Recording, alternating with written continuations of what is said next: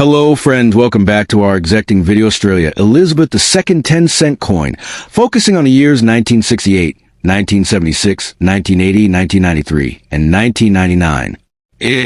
From the rainforest floor where the lyrebird dances to the minting presses in Canberra, Australia's 10-cent coin has told a steady story since decimal changeover. Today we'll walk year by year through 5 key dates: 1968, 1976, 1980, 1993, and 1999, covering the design lineage, where and why they circulated, and exactly what to look for in circulated and uncirculated condition. The first step, 1993 Australian 10-cent Elizabeth, coin grading detail, preservation and collecting tips, and notes about value. I can't browse the web right now to pull exact 1993 mintage numbers or live market prices, so I base this on standard numismatic fact about Australian decimal coinage and best practice grading guidance. If you want to fetch exact mintage figures or up-to-the-minute values later, tell me, and I'll look them up when browsing is available. Today we're taking a close look at a small but beloved piece of Australian everyday history, the 1993 10-cent coin, the Elizabeth 10C. Tiny in size but rich in design and story, this coin has jingled in pockets and registers across Australia for decades. In this episode, we'll walk through its history, the artwork, where it circulated, how to tell a worn coin from an uncirculated gem, and what collectors pay attention to. Whether you found one in a jar, inherited a few, or you're planning a deeper collecting project, here's everything you need to know. The Australian 10-cent coin was introduced with decimalisation on February 14, 1966, when Australia moved from pounds/shillings/pence to the dollar and cent system. The 10C coin has been a mainstay of daily transactions ever since. The reverse, the tail side, of the 10C features a superb lyrebird, one of Australia's most iconic native birds, known for its long, ornate tail and astonishingly varied song. This reverse design is the work of Stuart Devlin, the Royal Mint's designer, who created the Australian decimal reverse motifs in the 1960s. The obverse, the head side, of the 1993 issue shows Queen Elizabeth II. For coins minted in the 1985 to 1997 period, the obverse portrait used was the Raphael Maklouf effigy of the Queen, a dignified, classical depiction used on many Commonwealth coins through the late 1980s and early 1990s. These are the standard specifications used for the modern Australian 10C coin. If you need a verification of the official mint sheet, I can look it up when browsing is available. Composition: copper nickel, commonly 75% copper/25% nickel. Diameter: 23.6 mm, typical for Australian 10C. Weight: 5.65 grams. Edge milled reeded. Orientation: coin orientation typical of Australian coins, obverse/reverse orientation consistent with Commonwealth practice. The 10C is legal tender throughout Australia. All 6 states, New South Wales, Victoria, Queensland, South Australia, Western Australia, Tasmania, and internal territories, Australian Capital Territory, Northern Territory. Australian decimal coinage is also used in several Australian external territories for which Australia issues coinage, e.g. Christmas Island, Cocos, Keeling Islands, and Norfolk Island during periods when Australian currency was in use there. These coins circulate normally across the country and are used in day-to-day trade wherever Australian dollars are accepted. As a general circulation coin, the 1993 10C would have been used in shops, public transport fares, vending machines, and everyday change nationwide. Reverse: lyrebird. The lyrebird is shown perched with tail elegantly fanned. Devlin's work is detailed, with fine feathering on the tail and texturing on the bird's body. On well-preserved examples, you'll see fine feather detail and strong devices, raised areas. Obverse: Queen Elizabeth II. Maklouf portrait. Maklouf's portrait shows the Queen wearing the George IV state diadem. Fine hair detail and a clear facial profile are hallmarks of an unmolested obverse. Legend/lettering: the coin edge legends and date 1993. On the obverse should be crisp. On circulated coins, the high points will be worn first and the date may be softened. Use standard collector grades as a guide. Below are practical signs you can narrate or show on camera. Good G/about good. Major details are heavily worn. Lyrebird outline present, but most feather detail gone. Queen's portrait flattened. Rim may be merging into fields. Points only. Most feathering on a lyrebird remains visible. Fields may show some slight contact marks. Common wear patterns. The highest relief areas, lyrebird tail feathers, and the queen's hair and diadem. Take wear first. Look for smoothing along the rim and flattened feather ends. Uncirculated/brilliant uncirculated. UNC/BU no signs of circulation where on the devices. The original luster mint sheen is present across the fields and devices. Hairlines from handling or contact marks may exist, but there is no rubbing of devices. Mint state MS60, MS70 coin grading scales used by professional services, e.g. MS60 baseline to MS70 perfect. A 1993 10C in MS65 would be attractive. Strong luster, only minor contact marks. MS67. MS70 examples are exceptionally rare and draw strong premiums for higher quality. Proof versions. If you encounter 1993 Proof 10C, usually only in mint sets or special issues, proofs will have mirrored fields and frosted devices and are struck specially. Proofs are different from regular business strikes and are normally sold in sets by the Royal Australian Mint. Luster and surface. Tilt the coin under light. An uncirculated coin shows a continuous reflective sheen. Circulated coins have dull spots and scuff fields. High point wear. Inspect lyrebird tail tips, wing texture, and queen's hair. Loss of edge-to-device sharpness is the first sign of circulation. Contact marks and bag marks. Uncirculated coins still can have small contact marks from minting/handling. The fewer and smaller they are, the higher the grade. Toning and coloration. Natural toning occurs with age and metal composition. Light golden toning is usually acceptable. Heavy staining or corrosive spots reduce value. Errors and varieties. Striking errors, off-center, double striking, planchet defects. Die cracks or die varieties can dramatically increase a coin's collector value. These are uncommon, but worth a careful look. Handle coins by the rim only. Oils from skin damage the fields. Use acid-free coin flips, 2x2 mounts, or inert plastic holders. Avoid PVC flips which can leach and damage coins. Store in stable humidity and moderate temperature. Avoid damp basements.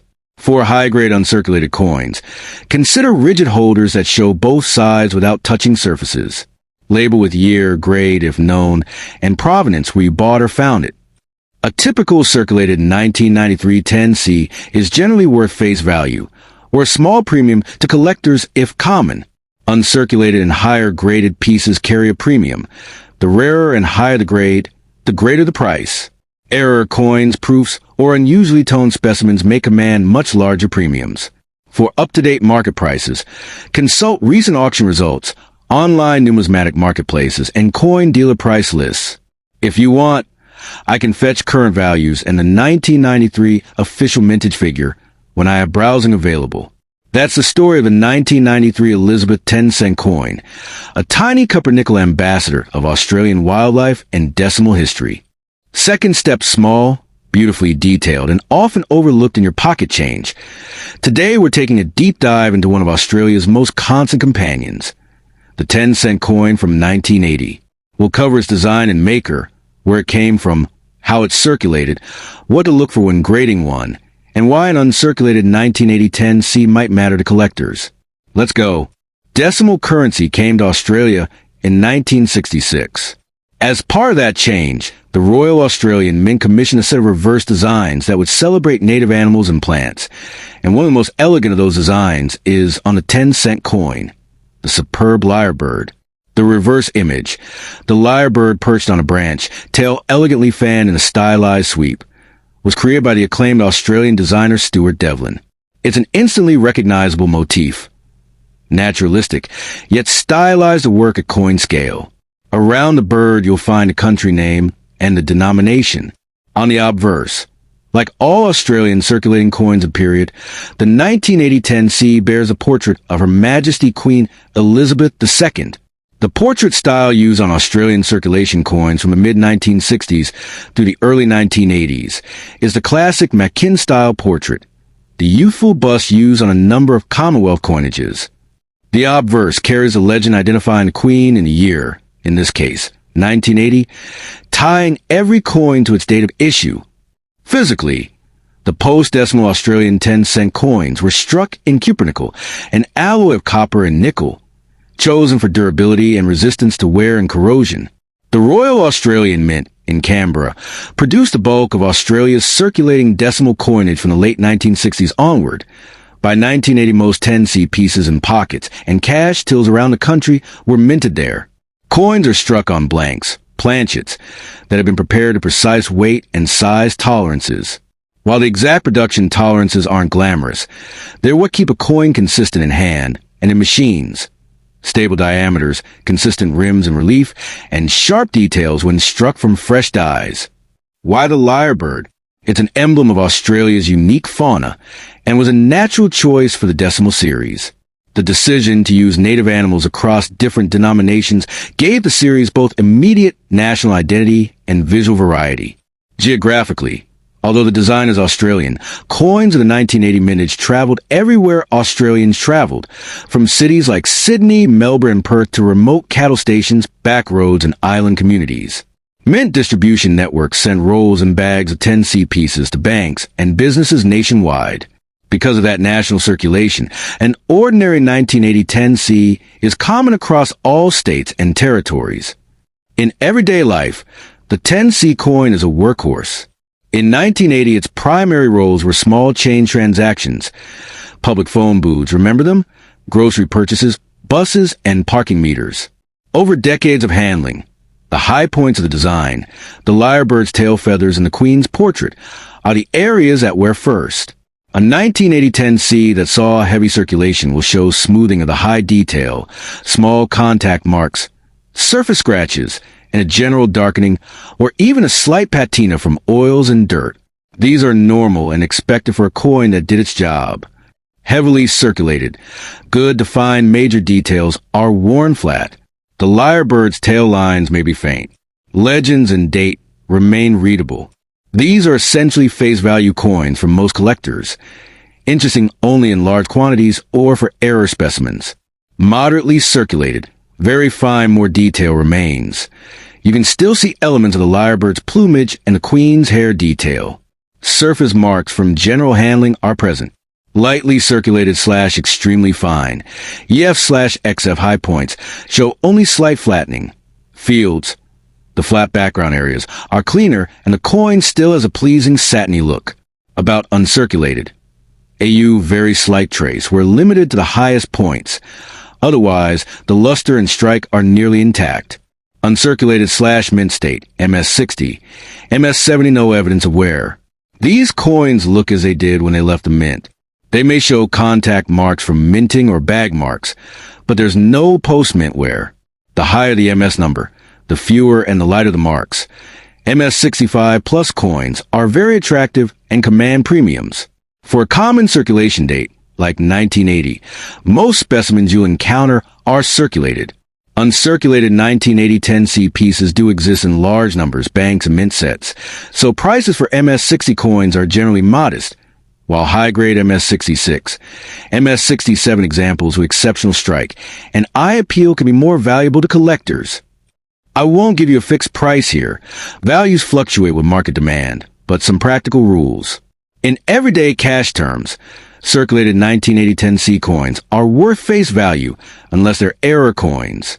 Minor premiums exist for AU and low-grade uncirculated pieces.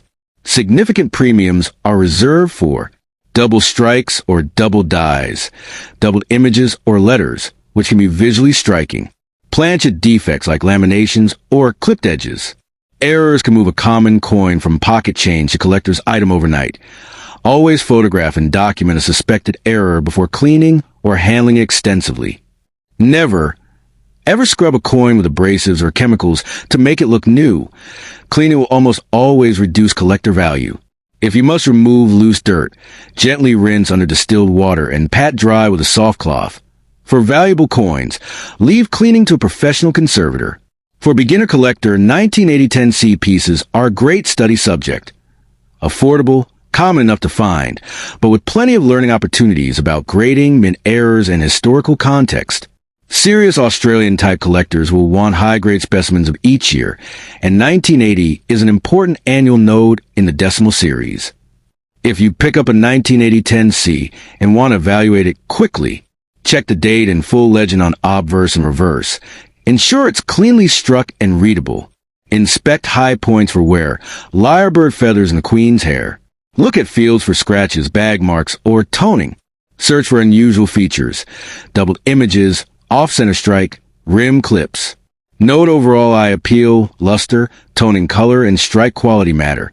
The 1980 Australian 10-cent coin is a humble yet elegant piece of everyday history.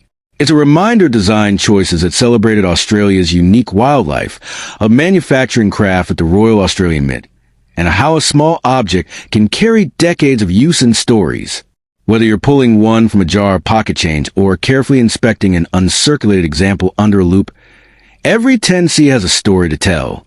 If you want, I can write a short video chapter script breaking these sections into on-screen graphics and B-roll cues, provide a checklist printable for grading coins, or look at precise mintage and auction records for the 1980 issue, useful if you want exact values. Which of those would you like next? Notes. The information above is based on standard numismatic references and knowledge of Australia's decimal coinage series. If you like exact mintage figures, dive variety catalog numbers, or recent auction prices for 1980 10C coins, tell me and I'll pull those precise numbers for you. I can't run live market lookups automatically in this narration, but I can fetch or explain how to fetch them. 1968 Australian Elizabeth II 10-cent lyrebird. Each script is written for a different use case. Short TikTok/Instagram, long YouTube narration, auction/sales listing, museum/educational voiceover, and collector-focused description. Use them as is or tweak for length/voice. Meet the 1968 Australian 10-cent, the lyrebird coin. Introduced in the 1960s after Australia decimalized its currency, the 10-cent features the native lyrebird on its reverse, a perfect symbol of Australia's unique wildlife and sound-mimicking talent. The obverse shows Queen Elizabeth II, as used on Australian coinage in the 1960s. These coins were struck at Australia's mints for everyday circulation, and you'll still find well-worn examples in change. Uncirculated pieces, however, show brilliant mint luster and crisp detail on the lyrebird's feathers. If you spot one with sharp detail and full shine, it's a keeper. Quick facts. Iconic design, everyday circulation, collector value when uncirculated or graded. Follow for more coin history. Welcome back. Today we're diving into the story of a 1968 Australian 10-cent coin. To understand this coin, we need to go back to the mid-1960s, when Australia moved from pounds and shillings to decimal currency. As part of that change, the 10-cent piece became a core denomination. The reverse design, the realistically rendered lyrebird, was created by Sir Stuart Devlin, whose clean, naturalistic animal motifs became synonymous with Australia's decimal coinage. The obverse bears a portrait of Queen Elizabeth II used in that era, and the coins were struck for circulation at Australia's government mints to meet everyday demand. Because the 10-cent was a working coin, most survivors show circulation wear, smoothing on high points, loss of luster, and small nicks. Collectors prize examples that avoided circulation. Those retained sharp feather detail on the lyrebird, crisp edges, and full mint luster. When assessing condition, use standard grading terms. Circulated grades: good, fine, very fine, extremely fine. Describe progressive wear. Uncirculated or mint state pieces will show no wear, only the original minting marks, such as faint bag marks or dye polish lines. For anyone collecting Australian decimal coins, the 1968 10-cent is an essential piece, historically significant, beautifully designed, and a constant favorite. If you want, I can walk you through how to grade one step by step. For auction, 1968 Australia 10-cent lyrebird, obverse. Queen Elizabeth II, reverse, lyrebird by Stuart Devlin. Composition, original decimal era cupronickel alloy. Provenance, struck for circulation by the Royal Australian Minting Authority in the late 1960s. Condition, insert grade here, e.g. -58 Australian dollars / uncirculated. Description, sharp reverse detail with strong feather definition. Obverse portrait clear with minimal contact marks. Original luster present across fields. Notes. Common date in circulated grades. Premiums apply to fully uncirculated or certified coins. Combined shipping available. Photos available on request. 1968 Australian 10-cent coin, lyrebird.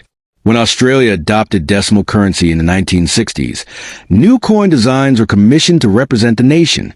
The 10-cent coin features a lyrebird, a native Australian songbird famous for its elaborate tail and remarkable ability to mimic sounds. The designer, Sir Stuart Devlin, rendered the bird in lifelike detail, a deliberate choice to celebrate Australia's natural heritage. The obverse shows Queen Elizabeth II, reflecting Australia's constitutional monarchy at the time. These coins were intended for everyday use. Their survival in museums today, especially in uncirculated condition, helps us study minting techniques, where patterns from commerce and the visual culture of Australia's modern nationhood. Collector tip. Evaluating a 1968 Australian 10-cent starts with the reverse, the lyrebird's feathers and tail. On circulated examples, you'll see smoothing on the highest feather tips and reduced contrast between devices and fields. Check the obverse for hair detail and rim integrity. Bright, reflective fields and frosted devices usually indicate an uncirculated strike. Be aware of common contact marks. Tiny scratches from mint bags, which don't necessarily reduce a coin from mint state, unless they're heavy. Grading shorthand. Circulated. Obvious where on feather tips and portrait highlights. EF/XF, extremely/very fine. Most detail present some flattening. AU, about uncirculated. Nearly full detail. Only the faintest rub. MS/UNC, mint state/uncirculated.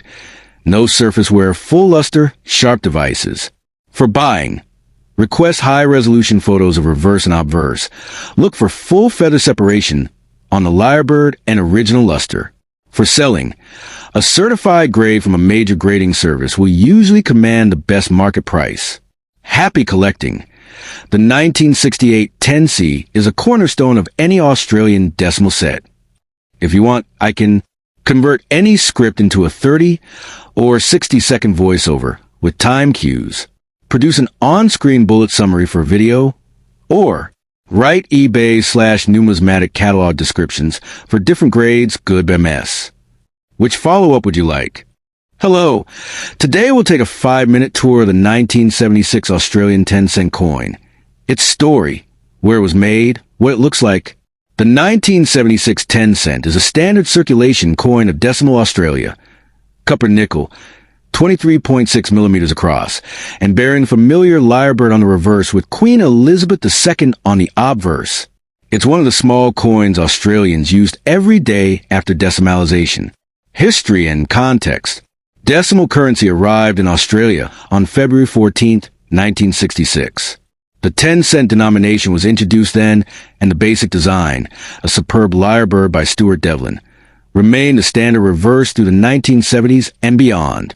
The 1976 pieces are simply part of that continuing series. Everyday money rather than a special commemorative issue. Reverse, back the lyrebird with its tail feathers swept forward above the head. This design was created by Stuart Devlin and is a defining trademark of Australian 10C coins. Obverse. Front the portrait used on 1976 coins is a young bust portrait of Queen Elizabeth II by Arnold Machin. The Machin effigy was the obverse portrait used on Australian coins from 1966 through 1984. Around the bust you'll see the legend Elizabeth II and Australia with the year. Composition. Copper nickel. Weight, about 5.65 grams. Diameter, 23.6 millimeters. Edge milled reading.